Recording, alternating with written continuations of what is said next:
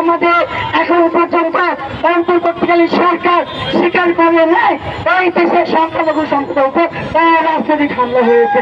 সংগ্রামী বন্ধুগণ, বিগত 5 আগস্ট সরকার পতনের পর সংখ্যালঘু সম্প্রদায়ের উপর যেভাবে হামলা, লুটপাট, অগ্নিসংযোগ করা হয়েছে আমরা তার ভাষায় প্রকাশ করার মতো না।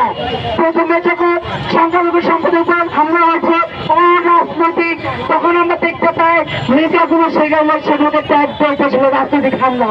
আমাদের এখন পর্যন্ত অন্তর্বর্তীকালীন সরকার স্বীকার করে নেয় এই দেশের সংখ্যালঘু সম্প্রদায়ের উপর রাজনৈতিক হামলা হয়েছে।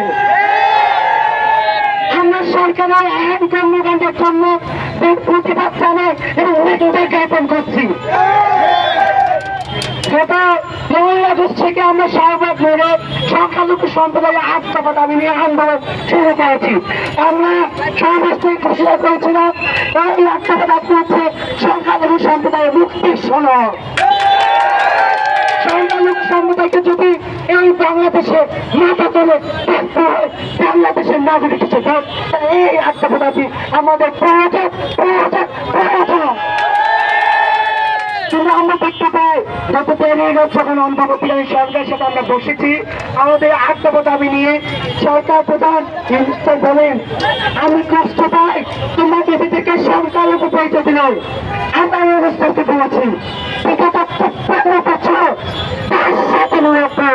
যেটাতে সংখ্যালঘু সম্প্রদায়কে হামলা হয়েছে সেই 1972 সাল থেকে এখন পর্যন্ত আমরা চাই না। আমরা কি করে বাংলাদেশের নাগরিক পরিচয় দিব সেখানে